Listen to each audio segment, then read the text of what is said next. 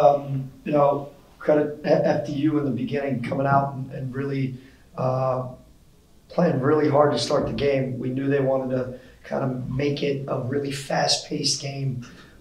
They played really hard, and we weren't ready to match their intensity at the beginning. We were trading baskets, and we couldn't seem to get anything to fall. But we knew if we continued to play as hard as we could and used our depth, that we'd be able to wear them down. And I think that's what we started to do inside the last 10 minutes of the first half.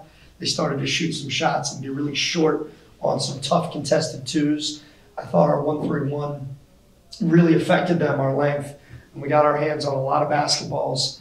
Kyle Rose had 6 steals, but almost everybody who played had at least 1 steal. And that's the way we have to play, with a lot of energy and passion. So really proud of our guys, and especially in the second half.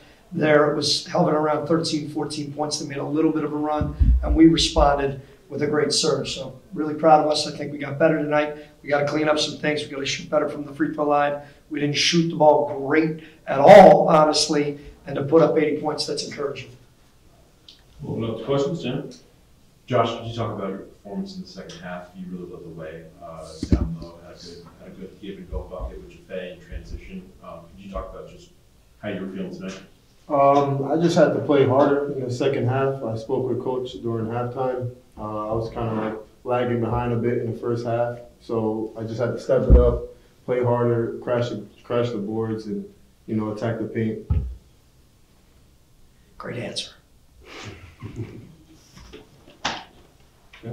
Coach, when the game first started from the tip, it seemed like FDU was really running some double teams. They were making it really tough for everybody in transition. Could you talk about how you guys adjusted and got past that? Yeah, I think we were able to get more stops and get out and run. We were just more solid with the ball. We were a little careless in the first 6 or 7 minutes, and then I think we forced a couple of tough shots instead of keeping the ball moving a little bit. When we got some open looks, we just didn't make them. But then we were able to get out in transition after we created some more turnovers on their end, and we converted in transition, which I think got us going a little bit. We were able to get to the free throw line. We settled down. We pounded the ball inside a little bit, got some easy ones. And as we started to see the ball go through the basket, we were getting more and more confidence and energy.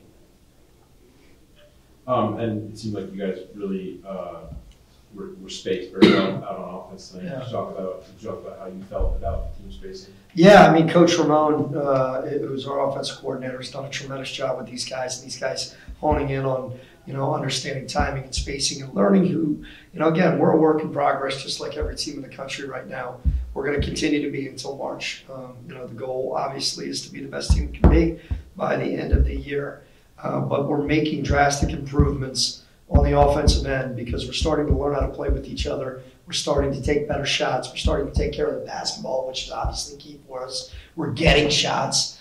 And then, we're just a little bit more patient, and we're learning each other's games and where each other fits and taking better shots. I think that's the key. Will, in the second half, it seemed like you guys were, really swarming ball handlers for FDU. That at one point it looked like you guys were running triple teams, quadruple teams on single players. Mentally, how do you guys communicate that with each other on the court to coordinate those? And how does that kind of set the tone to kind of get the other team out of it mentally? We're a defensive team. We take pride in defense, and as the game goes on, we start building trust with each other and communicating on the floor. The coaches, we have different defenses. We give teams different looks, and because of that, they might not have an answer for it. So that helped us in the second half. Well, it's been pretty much 2 weeks since you've been in the game situation after missing Monday. How would you gauge your comfort level out there? It really looked like the game was slowing down for you, especially in the second half. Having great teammates and great coaches who keep encouraging me, take your shot. If you're open, play aggressive. Coach was harping to me about that in the first half. He's not shooting the ball enough. He needs to shoot the ball more for this team, especially anytime against it. He's an elite shooter, and he needs to continue to be aggressive. This team needs him to be more aggressive. He's very unselfish. Go ahead. Sorry. Yeah, like the coach was saying, I definitely was a step behind. I feel like being out, I get to see the game from a different standpoint, and I feel like that has helped me a lot from a point guard standpoint to where I could slow down more and really read defenses. Coach Tripp got some good minutes in the second half. It seemed like he was very aggressive in transition and defense. Could you talk about what you liked out of him tonight and kind of what he brings to the table? Yeah, I mean, he's incredibly versatile. The kid is really talented, you know, and the game is the more minutes he gets, the more comfortable he gets like anybody, right? And he's a freshman. He's starting to understand how important the defensive end is.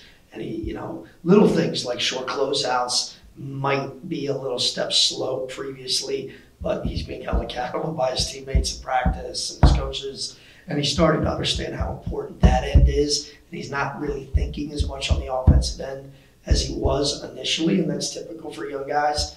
But you can see at his size, his ability to handle the ball, shoot the ball, make plays for others. He's got an incredible upside. He just needs to continue to grow and get better each and every day, which he's trying to do, both in film, in workouts, and certainly in practice. Josh, were you and Kyle running routes after practice on some of those long passes? Nah, he just gave me a look and went. He passed it. Sammy, anything else? Yeah, for both Will and Josh, you guys are halfway through a 4-game homestand before you head over down to the Barclays next weekend. In between these games, maybe this weekend a little bit, what do you guys feel like you're going to be working on personally with your own games?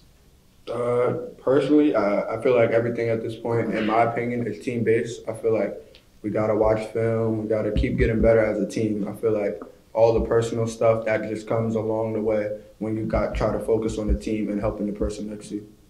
For me, I would just say film, a lot of film, a lot more film. And I'm focusing on like playing off-ball defense better, and then just free throws. Anything else? Yeah. Coach, I have a question for you. Do you find it nice to see the student section getting behind a fan favorite like Albie Evans at the end when the league got a little big, the whole student section chanting Albie Evans for him? Yeah, it's fantastic, man. Albie is like the mayor of this campus. Most people who don't know, he's one of the most selfless human beings you'd ever meet. He is beloved in our locker room by every member of this program. And he's earned the right to get those minutes. They didn't need to yell. He was going in anyway. He belongs. He handles himself perfectly fine in practice. Anytime he plays, and he plays almost every day, he never misses. That's the funny piece. And all of a sudden he's missing when he gets live action. But Albie is just he's an incredible ambassador, not only for the program, but certainly the institution. He's just an absolute blessing to have as a head coach be a part of this program. He embodies everything that we want a Fordham basketball player to be. Thank you. Thank you. We good? Thank you, guys. Go Rams. Okay.